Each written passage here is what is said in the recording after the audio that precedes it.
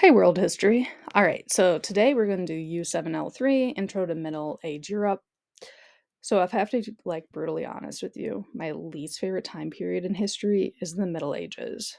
And I'm just super lucky because we get two whole units about the Middle Ages, one that we're doing right now, and then next semester we'll be starting up with again more Middle Ages. So super thrilled. All right. So, you're going to watch the Ed puzzle, answer these questions. Questions will be in blue. Follow along with your study guide. Any important concepts will be in red text. And of course, if you have questions, email me or come to office hours. So, learning targets. You're going to compare and contrast the cultures in Eastern and Western Europe, including the impact of diseases and climate change. Diseases, not so much this time around.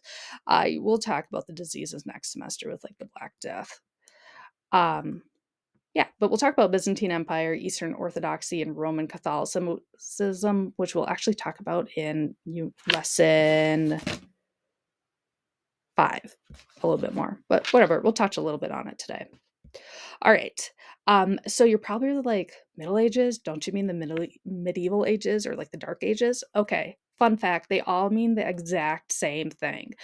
So if someone else is talking about this time period, or if you're reading about it and you come across medieval ages or dark ages, they all mean the exact same thing. I keep it pretty consistent with Middle Ages, but some of the videos and stuff that you'll watch say these other names for it. Okay, so when you think of the Middle Ages, what do you think of?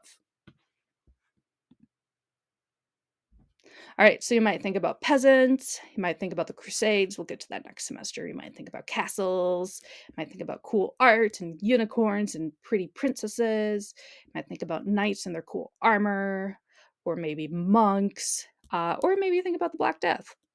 All those are very valid points. So I'm going to go through this pretty fast. So if you have any clarification questions, just let me know because I'm going to speak really fast here. So the Roman Empire, we said that it ended in 476. There was a lot of various reasons to that, like being hard to govern. It was too big of a land area. There was a lot of invasions of foreign people, economic hardships, also the rise of Christianity. So the Byzantine Empire started about 330 into 1453. We talked about that at the end of the Roman unit. It was founded by Constantine after the Roman Empire split into two. It was a major support of Christianity, and the capital is Constantinople. Here's a map up here. You can see the Byzantine Empire in the mid 6th century in Constantinople. This is at Byzantine Empire, its height. It'll shrink a lot more as time goes on. So here's a little timeline here, okay? So we got the Roman Empire. It's about 507 to 330 about. I know in the last slide I just said it was 4 something. It really depends what source you look at. And then here's the Byzantine Empire, okay? That's from 330 to 1453. So that's lasting over 1,000 years. So while the Byzantine Empire goes on, there's kind of a new cultural era that also happens at this time. It's called the Middle Ages. That's from approximately 500 to 1500 CE, specifically in Europe. So when we talk about the Middle Ages today, I'm going to be specifically talking about Europe. All right. And then here's a little bit on the timeline, 610. That's when Islam started, in the Mongol Empire. Remember, we talked about Genghis Khan. That's not all the way up into the 1200s. So here's just kind of a little timeline of when everything's happening. So we'll focus here on this blue area. So Byzantine Empire saw the Western Europe as hopeless, okay? So Byzantine Empire wanted to keep the Roman Empire as one, but there was just too much. It was just too big. There was too many forces trying to invade at once. So the Byzantine Empire was like, you know what? We're just going to leave Western Europe and we're just going to focus on Constantinople. Yeah, and so they focused all their forces on Eastern Europe by 568. Hence, West and Eastern Europe split in half. Okay, so at 568, Byzantine Empire had nothing to do with Western Europe. So the Byzantine Empire left the city of Rome to fend for themselves. They literally abandoned their symbol of being the continuation of the Roman Empire. which of course, city of Rome is the capital, right? They just totally abandoned it. That's a really big problem because the Christian church, which is gaining a lot of popularity and power, the leader is a pope, and he was located in the city of Rome. And the pope was like, "Yo, you just abandoned me. What the heck?" So we'll talk about the popes did for revenge later with King Pepin a little bit later in the slideshow. Okay, so here we go. Here is Byzantine Empire. You can see here is focus on like Greece and like what modern day Turkey is, a little bit into Italy, but not much. The Pope is way up here in Rome. He's like, wow, you ditched me. Wow. Okay, cool. All right, so for now, we're just going to talk about solely Western Europe. We'll talk about Byzantine Empire in lesson 6. So the Middle Ages, the reason why I don't like the Middle Ages is really confusing for me, maybe not for you, but for me it is, because there are so many countries and kingdoms in constant fluctuation. Okay, there's the land is just constantly on the move, and people and kingdoms are constantly rising and falling. So borders were always moving due to battles for lands and rivalries between kingdoms. There is a lot to learn about the Middle Ages in Europe. What I'm going to focus on is feudalism and serfdom and peasants. We'll talk about Charlemagne later. We'll talk about women in the Middle Ages later, and everyday life of peasants and knights will be next lesson. All right, let's start off with peasants. So peasants are poor farmers who own a small piece of land or rent land from the lord. They can also be called serfs. You might hear of serfdom. Um, but just know that peasants and serfs are pretty much the same thing. There's also the lord. The lord is a wealthy landowner owner. It could either be a knight, which is like a high-ranking soldier, or part of the nobility, like a baron, count, or duke. They typically lived in a large countryside house called a manor. So, peasants and lords worked under the social system of feudalism. It could also be called serfdom, but I don't know. I just call it feudalism. It's just easier. So lords were considered vassals to the king. So up here on top, we got the kings, and then below them, we got the lords. So a vassal is someone who works under a higher authority. So the king is the highest authority. That's why the lords are vassals to him. So lords work for the king, who oversaw farmland and the peasants. So we see here at the very, very bottom, we have the peasants. So the lords overlook the peasants. Sometimes knights do too, but we'll talk about knights later. And in return, the Lord swears allegiance to the king.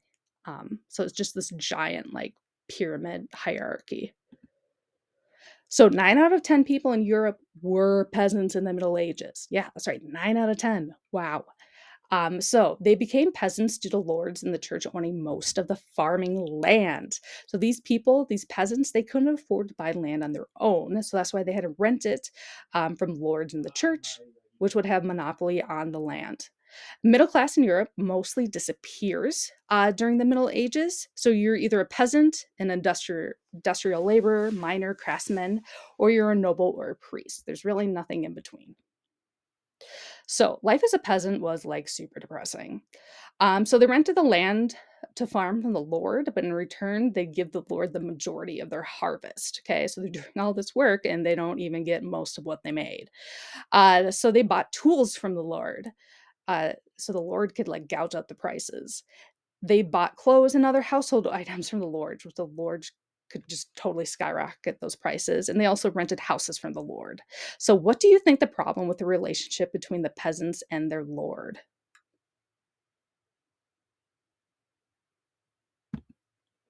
So peasants labored about 54 hours a week, and that includes men and the women. And on top of that, for the women, they still had to take care of all the kids that they had. So it was even more for the women. So lords lived in manors, which I said before were large stone houses or castles in the countryside. Here's an example of one in England. So depending on what kind or what lord they had, peasants could either live in like small little huts with their little family, or 15 to 30 peasants could live in one room wooden houses all together. There was no education for peasants, and they could not leave the lord's land. They had to stay in their little sad village. If they did run away, they'd be captured and brought back to the farm. Like they would like people would actually go out and like hunt for them and like drag them back to the village to farm. And the average lifespan of a peasant was 30 5 years old. So here's kind of a picture of what a manor might look like. So we have the church. There's usually like a mill for like grinding down grain. Here's the big lord's manor house and these tiny little cottages with peasants. And then all the fields are all around them. So why do you think the lords didn't want the peasants to interact with the other lords' villages and towns? So the lords wanted full control over the peasants. So if the peasants did not go into town, there was no trading of ideas. The peasants also were kept uneducated, so that means they can't read and spread ideas through like written work. So in 19 um okay, sorry, switching a little bit on topic here. We're going to talk about medieval warming period, but it has to do with peasants. So just hold on. It'll make sense in just a second. So in 950 CE, the Earth went through a warming stage. We'll get to why in a second here. So a warmer climate meant that more land could be farmed, which equaled more food, which meant that there's more mouths that can be fed, which equaled more people. Okay, so there's like a population growth. So between 1100 and 1445, the population of Europe doubled. And at this time, old farming practices couldn't sustain population growth. So one of the things that peasants did in order to help with the farming, they created something called the three field system.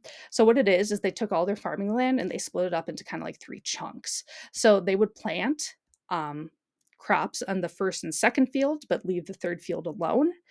And then they would change that every year of what field like kind of takes a break. And when a field takes a break, it kind of restores their nutrients because if you overwork the fields, um, like your crops won't grow as well. So this is kind of like this ingenious things that the peasants did is they allowed their fields to take a break every 3 years. So they planted crops like wheat, rye, oats, barley, and legumes, which is like peas and beans. They also invented something called the karuka, whatever. It's called a deep plow. It is a metal and it could dig several inches into the ground to plant the seeds. Beforehand, their plows could like just scrape the very surface of the soil, and that wasn't great for sustaining like deep roots. It could be pulled by horses or oxen. Oxen were a lot slower, but they were a lot more cheaper than horses because remember, peasants don't have any money. So, another interesting thing with peasants is they had mills and mines. So, wind and water mills had been around since the Roman Empire, but investors and lords would build mills in towns and villages. Um, the stupid thing is that peasants had to pay the lords to use the mill. Where do you think the lords got the labor for that to make the mill, right? It was because of the peasants, and then they had to like pay the lord, and they're already so dirt poor. It's not even funny. Although the mill was powered by water and wind, which was free, so there really shouldn't have been any charges for the peasants to use it. And there they were. Anyways, the lords are so greedy. So, in Germany and East Central Europe, they had iron, silver, lead, and copper mines. Germany became main place for iron craftsmen. They had blast furnaces for melting irons. Furnaces were invented in 1380.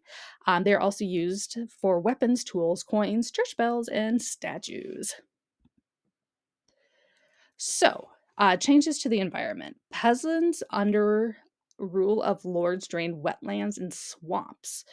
And these, like the soil in wetlands and swamps, were super fertile underneath, but that like totally destroyed the local environment. And at the same time, water and water mills, they changed the flow of rivers. If there was enough of them, yes, the river would actually start flowing backwards. And debris from mines, blood, and fat from slaughterhouses, acid from tanners, and human waste polluted all of their drinking water. Remember, there's no water filters back then, so you just had to drink yummy, fatty, acid, dusty water. So, deforestation also occurred. So, what do you think the craftsmen needed the wood for? Yes, so building houses and shops and ships. Also, leather tanners would take tree bark and that would turn into acid for tanning. Trees were cut down for farmland. They needed that soil to make more farms and charcoal. So, for every 40 days a furnace was running, just one furnace, it needed 1 square kilometer of forests to fuel it. And this was especially true for iron and glass makers, which takes the most charcoal. Okay, so let's stop talking about peasants and the environment. Let's talk about the Franks. All right, so here's a map of the Franks. Franks were a group of people that encompass most of what modern day Germany and parts of modern day France are. Um, we'll get into them a little bit more. There's a lot to talk about them. So, after the fall of the Roman Empire, what we see as modern day Germany and France was not united, okay? There was a lot of teeny tiny small tribes that ruled small areas of land. There was always constant changing of leaders, and there was a ton of wars until this dude, his name is Clovis, he came along. So, he was the king of the Franks from 509 to 511. He was the king of a tribe of Germanic people called the Franks. His wife, Clothilde, converted him to Christianity. So, okay, got religious influence on there too. So, Clovis was battling a rival Germanic tribe, and he was losing. So, in this battle, he prayed to the Christian God, saying if he won, he would get baptized. What do you think happened? Yes, right. Clovis won. He and 3,000 of his soldiers got baptized. Here's a awesome picture of him pretty much butt naked in a tub. Wow, with people looking on to him. Okay, that's interesting. So Catholic Church was like, "Hey, Clovis, you should come here to Rome. I totally want to help you out, especially because you're baptized now and you're one of us."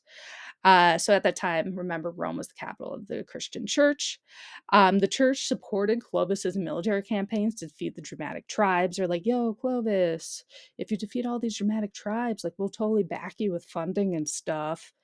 And by 511, Clovis defeated all of the Germanic tribes, and all the tribes are now under the rule of Clovis. And they're so it's like they're now Franks. I know it sounds weird because it's a person's name, but no, like Franks is a group of people.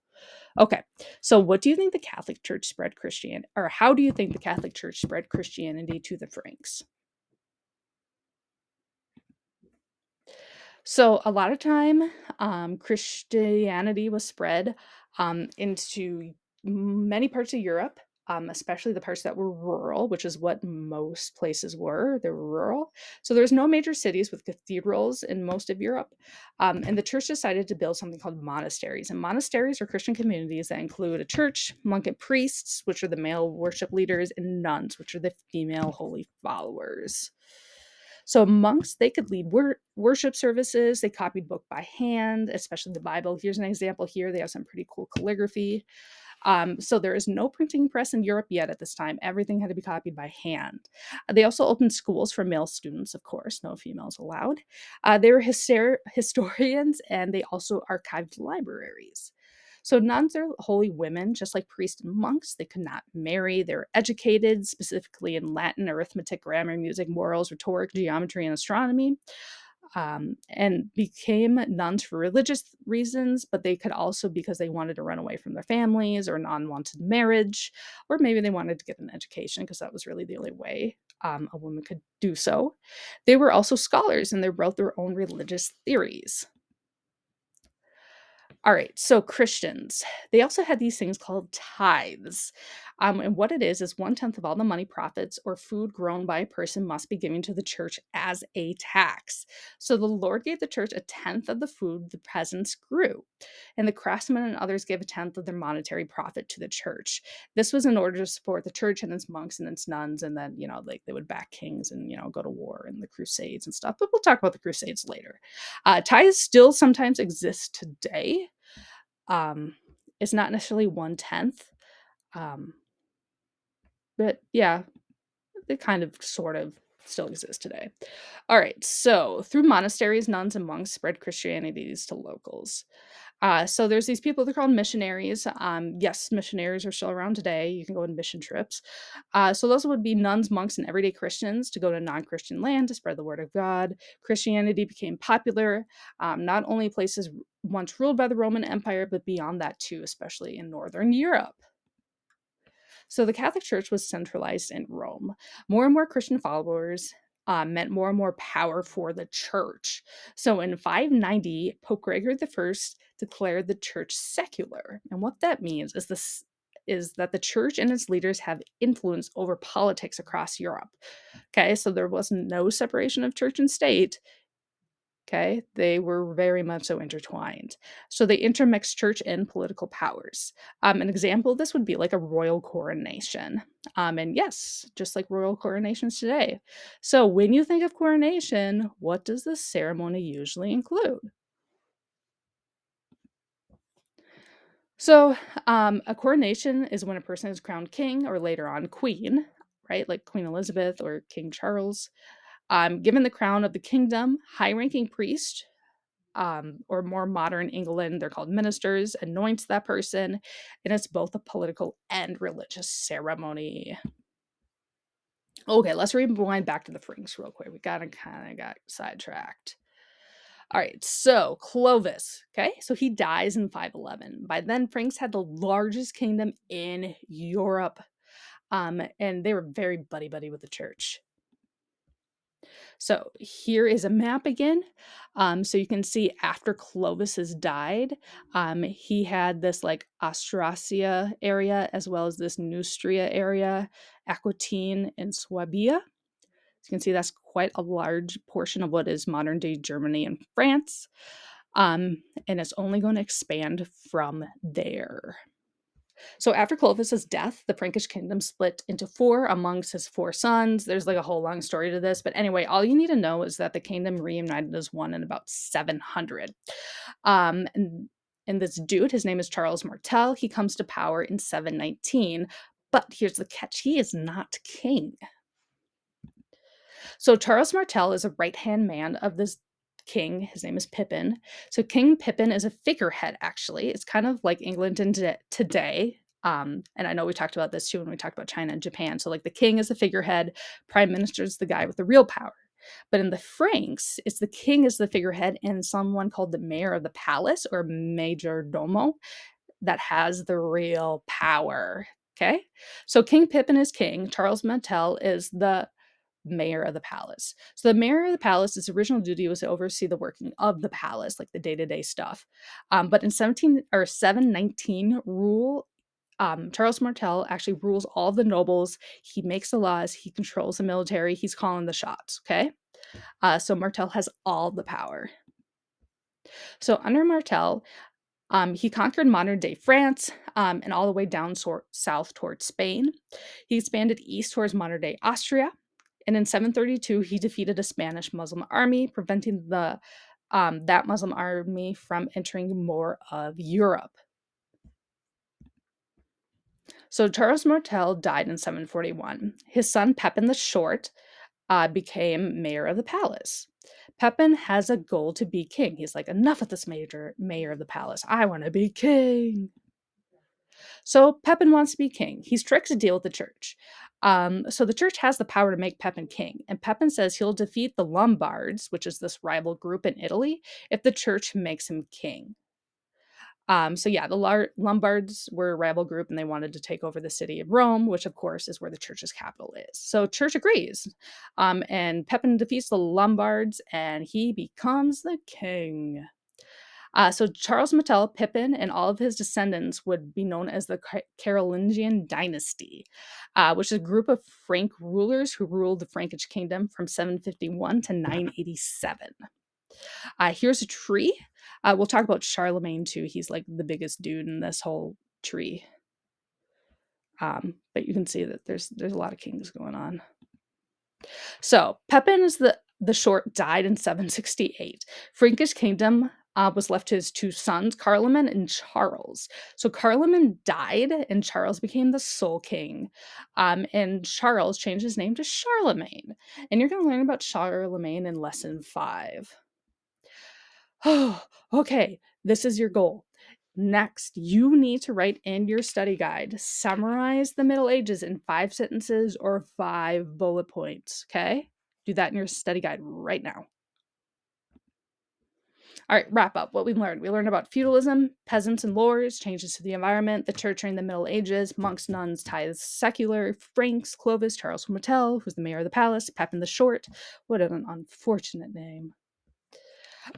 So the next step, you're going to do U7-L3, which is what was life like in the Middle Ages. You're going to watch one video about knights, and then it's your choice of the other 2 of the 4 videos to watch. If you want to watch all 4 of those other videos, you can get 1 extra credit point on your Unit 7 test. So make sure you're answering your questions accurately. So use like full sentences and like stuff like that, like give me details from the videos. And then there's also U7-L5, which is the Ed puzzle about Charlemagne. It was the best video I could find. Seriously, like learning about Charlemagne is so difficult. Okay, so you're going to watch that Ed puzzle and answer the question on your study guide. So as always, if you have questions or comments, email me or come to office hours Thursday and Friday, 12 to 1. And I really enjoy middle age paintings of cats. All right, bye.